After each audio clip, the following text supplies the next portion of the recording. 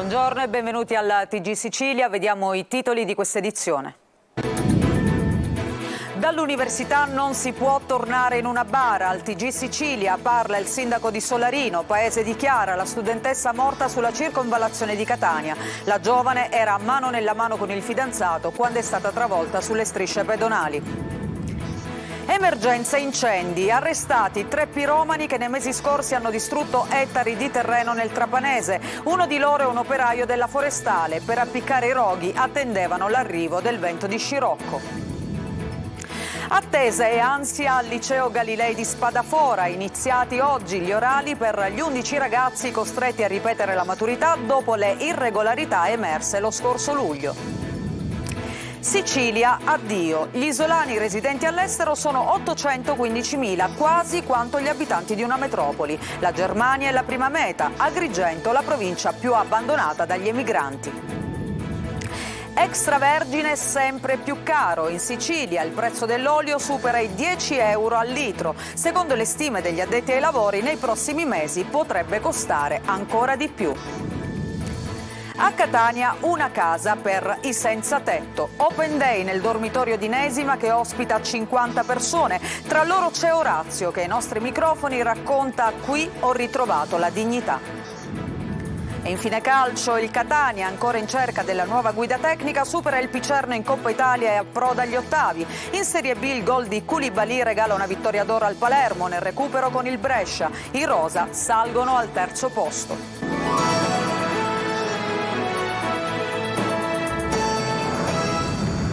Parliamo di Chiara e Francesco, fino all'ultimo insieme. La studentessa, vittima di un terribile incidente stradale sulla circonvallazione di Catania, era mano nella mano proprio con il fidanzato quando è stata travolta sulle strisce pedonali. Il sindaco di Solarino: comunità devastata. Dall'università non si può tornare in una bara. Sentiamo Tonino De Mana.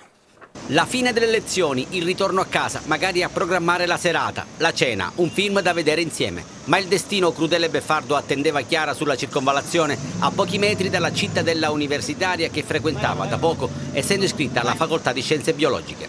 Chiara forse non sapeva neanche la pericolosità di quella strada e forse non saprà mai che il suo fidanzato Francesco ha fatto di tutto per salvarla ed ora, dimesso dall'ospedale, è sotto shock nell'abitazione dei genitori a Solarino. Erano mano nella mano sulle strisce pedonali quando uno scooter è piombato addosso ad entrambi. Chiara è finita per terra e non ha avuto neanche il tempo di rialzarsi, che una Fiat Punto l'ha travolta e trascinata per metri. Facile intuire che la macchina procedeva a velocità sostenuta. La procura di Catania ha aperto un'inchiesta e disposto l'autopsia, un atto dovuto all'iscrizione nel registro degli indagati dei conducenti dei mezzi coinvolti. Sconvolta la comunità di Solarino, portavoce il sindaco Giuseppe Germano. La comunità di Solarino è veramente devastata da questa notizia della morte di Chiara. È tragico mandare tua figlia all'università e vedertela restituita in una bara. È il momento del silenzio, della riflessione. Dovremmo capire tutti quanto è importante la vita e quanto purtroppo in un attimo tutto può cambiare. È il momento del dolore, ma anche delle polemiche che infuriano in tema di sicurezza stradale in un tratto, il viale Andrea Doria, già teatro di numerosi incidenti gravi. E il mondo universitario si mobilita per chiedere accorgimenti seri affinché si evitino altre tragedie. Dossi, cavalcavia, sottopassi, semafori pedonali, autovelox, presidi fissi delle forze dell'ordine sono tutte soluzioni al vaglio. Prima però sarà fondamentale educare al rispetto dei limiti di velocità e ribadire che l'auto non è solo un mezzo per spostarsi, ma può diventare un'arma letale. E adesso gli incendi che nei mesi scorsi hanno distrutto ettari di terreno nel Trapanese tra Paceco, Custonaci e Alcamo. Sono state arrestate 3 persone. Uno era un operaio della forestale. Per appiccare i roghi attendevano l'arrivo del vento di scirocco. Sentiamo Laura Spanò. Un operaio stagionale della forestale, un recidivo e un pastore. I carabinieri fanno luce sugli incendi divampati quest'estate ad Alcamo, Custonaci e Paceco nel Trapanese, arrestando i responsabili residenti nei comuni percorsi dalle fiamme. 2 ora sono agli arresti domiciliari, il terzo è finito in carcere. I 3, da quanto accertato dai militari dell'Arma, attendevano le giornate di scirocco per entrare in azione, realizzando i punti di innesco in terreni incolti sia di proprietà privata sia comunale, con l'obiettivo di arrecare maggiori danni possibili. L'operaio forestale sarebbe il responsabile dell'incendio che ha interessato Contrada Costa d'Alcamo. Il rogo, divampato lo scorso mese di agosto, ha ridotto in cenere 12 ettari di terreno, minacciando di aggredire le abitazioni circostanti. Uomini della forestale e vigili del fuoco impiegarono 7 ore per completare l'operazione di spegnimento. A incastrare il piromane le telecamere di abitazioni private che lo hanno immortalato mentre si allontanava dalla zona a bordo della propria auto. L'operaio è entrato in azione un'ora prima di prendere il servizio. Ad appiccare il fuoco tra le vie Dante Alighieri e piazza Campicella a Custonaci un 49enne del posto, con alle spalle precedenti di polizia per reati specifici. L'uomo è stato notato da un testimone mentre lanciava dal finestrino dell'auto un oggetto che, finito tra le spaglie, causava l'innesco dell'incendio. Ora è in carcere. Sarebbe stato invece un pastore il responsabile dell'incendio divampato lo scorso mese di ottobre in 2 distinti punti della riserva delle saline di Trapani e Paceco, riducendo in cenere un ettaro di macchia mediterranea. Il piromane è stato ripreso dalle telecamere di videosorveglianza mentre si allontanava in sella di una Vespa dove aveva appiccato il fuoco. Sono questi i primi effetti del lavoro del nuovo pool investigativo sugli incendi boschivi costituito dalla Procura trapanese, che ha già richiamato i comuni a far rispettare le ordinanze per la pulizia dei terreni da parte dei privati. Resta in carcere il cameriere tunisino accusato di aver ucciso con 3 colpi di pistola in via Roma a Palermo la notte tra venerdì e sabato il collega algerino Samir. Il GIP ha convalidato l'arresto di Ali El Abed Baguera. I 2 lavoravano in ristoranti l'uno di fronte all'altro in via Emerigo Amari e il movente sarebbe proprio legato all'accaparramento dei clienti. Ad incastrarlo sarebbero le immagini delle telecamere della zona, ma il suo avvocato nega che l'uomo nelle immagini sia appunto il suo assistito. E adesso veniamo allo strano caso di questa maturità bis al liceo Galilei di Spadafora nel Messinese. Oggi sono partiti finalmente gli esami orali per questi 11 ragazzi, attese ansia come a luglio anche per i genitori. C'era Francesco Triolo.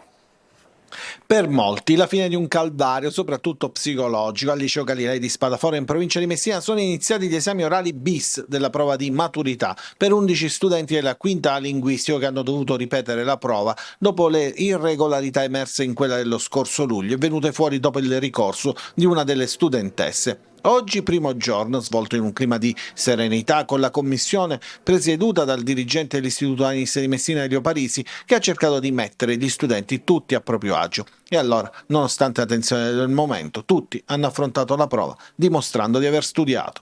È stato un po' strano, inaspettato, però la commissione era molto tranquilla, quindi mi sono trovata anch'io tranquilla e abbastanza a mio agio. E ora sono tranquilla, ma comunque lo ero come la mia compagna anche prima di entrare. C'era più tensione a giugno, luglio e quindi oggi mi sentivo più a mio agio. Domani è sabato le prove degli altri studenti che da 2 mesi a questa parte hanno vissuto dei momenti di angoscia ed ansia, stati d'animo condivisi anche con i genitori. Ci sono stati alti e bassi, soprattutto le ragazze ne hanno risentito tanto perché si sono prima chiusi nel silenzio e poi hanno cominciato a sfogarsi e sono state un po' angosciate, si vedeva. Ultimi tempi però hanno riacquistato un po' più di serenità per arrivare ad oggi più tranquille, più serene. E adesso si può tornare a pensare al percorso di studi universitario, c'è chi lo farà a Messina e chi andrà fuori, con quello che adesso rimane un ricordo da raccontare. Intanto la Sicilia si spopola, i nati nell'isola iscritti al registro dei residenti all'estero sono quasi 815.000, come una grande città. La Germania è la prima meta, Agrigento invece è la provincia più abbandonata. Adelaide Barbagallo. Addio Sicilia, addio Italia. Quasi 1 milione di siciliani vivono all'estero, 815.000, un'emorragia di trasferimenti che non si arresta. Nel 2022 oltre 7.000 persone hanno lasciato l'isola per trovare fortuna fuori, ma potrebbero essere anche di più perché questa cifra viene fuori dal registro degli iscritti all'estero. Il nuovo rapporto Italiani nel mondo della Fondazione Migrantes fotografa ancora una volta una Sicilia che si svuota, con comuni che fanno fatica a riempire le scuole perché ormai molti bambini figli dei giovani emigranti nascono altrove. Sono più di 20 i centri dove i residenti all'estero hanno superato quelli che sono rimasti in Sicilia. Il caso più eclatante è Acquaviva Platani nel Nisseno, dove sono rimaste 869 persone e quasi il triplo, 2420, si sono spostate all'estero. Un deserto.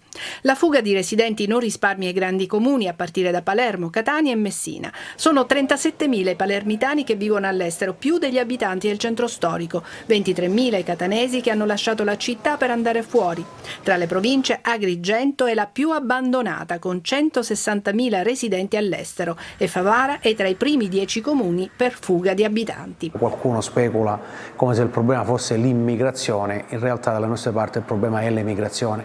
Perdiamo non solo i giovani che trovano spiragli di vita migliori in altri paesi, ma stiamo tornando ad avere lo spopolamento della manodopera, quindi persone che magari fino a 20 anni, 30 anni fa lavoravano in Belgio, costrette a ritornarci a 55-60 anni, e questa è una tragedia. Al secondo posto c'è la provincia di Catania con 137.000 abitanti fuggiti altrove, seguita da Palermo con 135.000.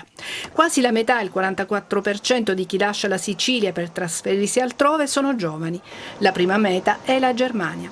Qualcuno ritorna. Nel 2022 in 7.000 sono rientrati in Sicilia.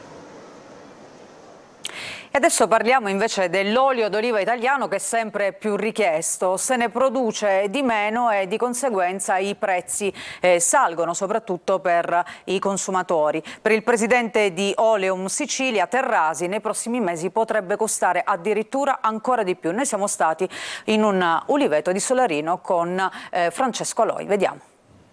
Fuori delle offerte prima si parlava di 4,99, ora siamo arrivati a 8,99. Il 2023 come anno dei record per il costo dell'olio d'oliva. Sugli scaffali dei supermercati il prezzo medio supera i 10 euro al litro, all'ingrosso è di 9 euro. 10,99 euro l'olio, ma non è possibile.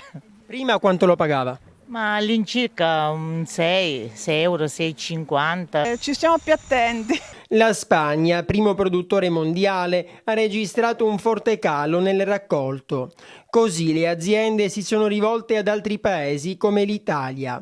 Aumentando la richiesta, quindi salgono anche i prezzi. Considerato che la Spagna produce più del 60% dell'olio extravergine d'oliva del consumo mondiale, fa sì che le produzioni italiane, greche o degli altri paesi produttori di olio extravergine non bastano a soddisfare l'autoconsumo, quindi troviamo negli scaffali gli oli a dei prezzi molto ma molto elevati. Per la scarsa produzione spagnola sul banco degli imputati c'è la siccità, una piaga che non risparmia nemmeno l'Italia, con il raccolto che scarseggia anche in Sicilia. Noi siamo stati in un oliveto di Solarino nel Siracusano, dove diversamente da altre zone dell'isola l'annata sembra andare bene. L'invito a tutti i produttori della filiera è di mantenere i prezzi, difendere il prezzo giusto dell'olio. Il prezzo giusto vuol dire un prezzo etico sia per chi produce sia per chi acquista. E se per alcuni produttori il costo dell'olio è giusto, i consumatori dicono che il prezzo è troppo alto, ma non finisce qui, perché nei prossimi mesi potrebbe lievitare ancora. Andiamo a Catania, Open Day nel dormitorio di Nesima che ospita 50 persone senza fissa dimora. Qui abbiamo incontrato Orazio che ci ha raccontato la sua storia e ci ha detto: ho ritrovato la mia dignità. Giusy Lazzara. Faccio dei lavori saltuari che non mi permettono di pagare l'affitto e grazie a questa struttura che mi dà la dignità di partire sempre ogni mattina a cercare dei lavori. La sua storia risuona in questo giorno aperto a tutti per far conoscere la struttura di accoglienza del comune di Catania. Una grande casa nel quartiere di Nesima Superiore che ospita 50 senza fissa dimora, italiani e stranieri. Qui si può dormire e fare colazione, la permanenza è di 9 mesi. C'è chi coltiva un piccolo orto. Vivere per strada quando si è perso tutto non è facile e non basta trovare un riparo sotto un portico sul marciapiede. Il tentativo è sempre quello di avvicinarli a noi, di cercare di far capire che l'accoglienza è una strada alternativa e magari la più sensata da poter fare. A volte riusciamo, altre volte no. Tante le persone che ancora vivono ai margini. Dobbiamo potenziare i nostri servizi, quindi dobbiamo potenziarli in ogni singola circoscrizione per far sì che chiunque si trovi in giro possa essere, recuperato attraverso le nostre unità di strada, sempre con gli enti del terzo settore che danno un grande aiuto. Un lavoro di equipe tra associazioni e volontari insieme, il Consorzio è bene il solco per mantenere aperta la struttura. La Camera Penale di Catania ha ricordato oggi la figura dell'avvocato penalista Serafino Famà a 28 anni dalla sua scomparsa, un costante esempio per i più giovani. Vediamo. 28 anni esatti da quei colpi di pistola che la sera del 9 novembre del 1995, attorno alle 21, posero fine alla vita e al lavoro di Serafino Famà. A lui è intitolata la Camera Penale di Catania che con in testa il suo presidente, Francesco Antille, e tutti i membri del direttivo ha voluto dedicare un percorso alla memoria dell'avvocato penalista, ucciso dalla mafia. Il coraggio della libertà che compendia il pensiero di Famà e compendia anche l'impegno della nuova avvocatura sorta dopo il suo decesso, diventa il trade union tra la ricerca di una condizione di equilibrio tra lo Stato e soprattutto i cittadini, laddove nel processo penale si realizza il rapporto più drammatico tra l'autorità e il cittadino. Una giornata legata a un uomo di valore, la deposizione dei fiori a Piazzale Famà, luogo dell'agguato, e il ricordo nell'atrio del Palazzo di Giustizia di Catania davanti all'effigie commemorativa alla presenza delle autorità giudiziarie, militari e civili, ma anche un dibattito nell'aula delle adunanze di Palazzo di Giustizia. L'intento è chiaro: spiegare i valori e le insidie quotidiane dell'avvocatura legate alla difesa dei diritti e nel rispetto delle regole, quelle da sempre osservate da Serafino Famà, esempio costante, come è stato ripetuto giustamente più volte, insegnamento permanente per i più giovani. Un ficus uguale a quello che cresce vicino alla casa del giudice Falcone e ricorda la strage è stato piantato nel giardino della sede ANAS di Mister Bianco. Siamo sempre a Catania. La pianta nasce proprio dalle gemme dell'albero Falcone che sono state duplicate nel Centro Nazionale Carabinieri per la Biodiversità Forestale all'avanguardia in Europa. Le nuove piante generate dal ficus di Palermo sono già state donate a centinaia di istituti scolastici di primo e secondo grado, nonché a svariati enti pubblici.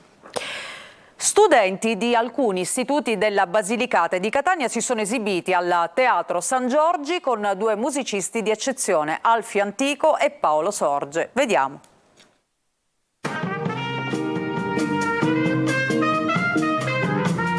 Tecnica, improvvisazione e creatività, il jazz va a scuola, crea legami, ponti tra culture, tra studenti siciliani e della Basilicata.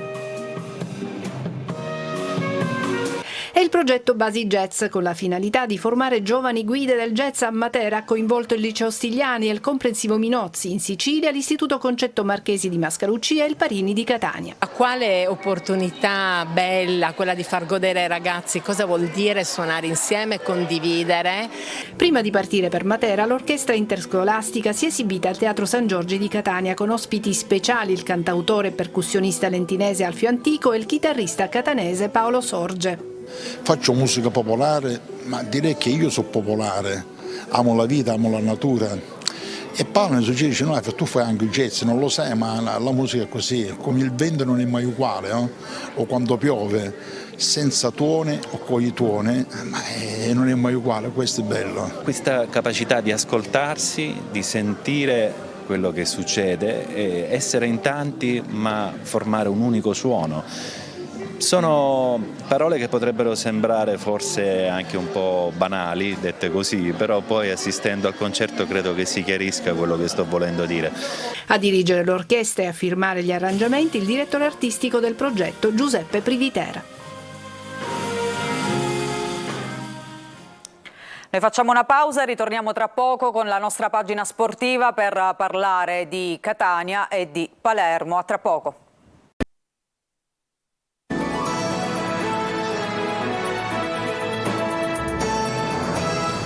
Seconda parte del nostro giornale, ancora una volta ben trovati. Parliamo adesso di calcio e del Catania, ancora senza un accordo per l'allenatore che però ha sconfitto il Picerno in Coppa Italia, conquistando così l'accesso agli ottavi. Qualificazione con il brivido, dopo il 2-0 iniziale i lucani hanno pareggiato per poi arrendersi nel finale. Sentiamo Marco Carli.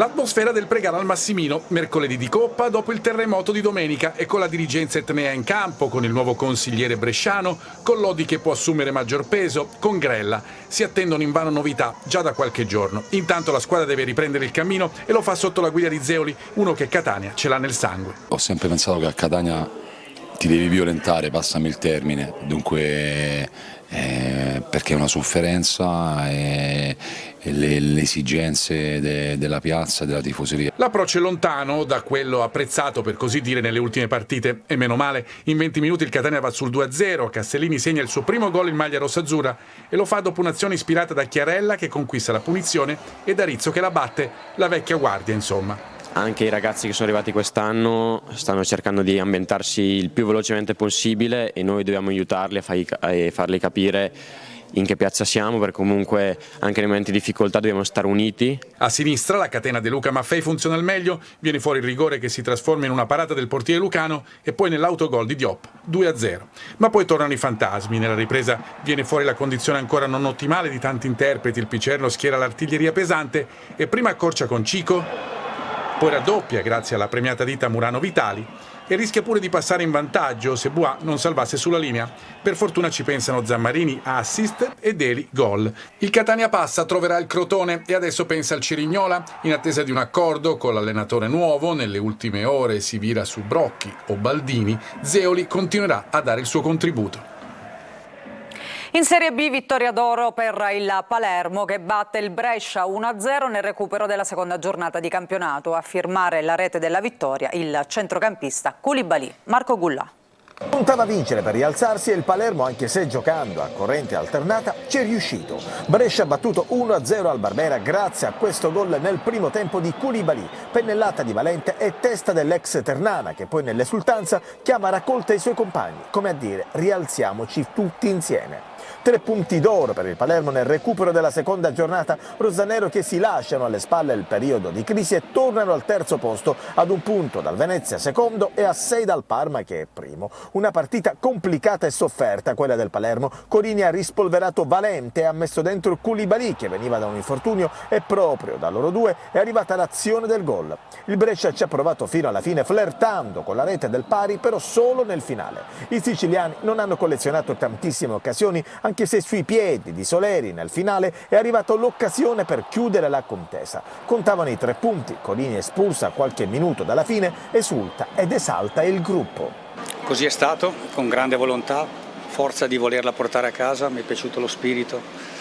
I ragazzi hanno lottato veramente con la voglia di portare a casa un risultato che era fondamentale oggi, che riequilibra la classifica e di conseguenza lo volevamo, l'abbiamo ottenuto e devo fare i complimenti ai miei ragazzi perché spesso si dice la squadra che lotta, che fa e oggi abbiamo messo dentro il cuore e l'abbiamo vinta col cuore.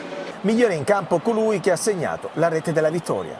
È stato bello segnare al Barbera perché è un gol che mi serviva, ci mancava e comunque sono contento per aiutare la squadra. Domenica Palermo di scena ancora al Barbera, questa volta arriva il Cittadella.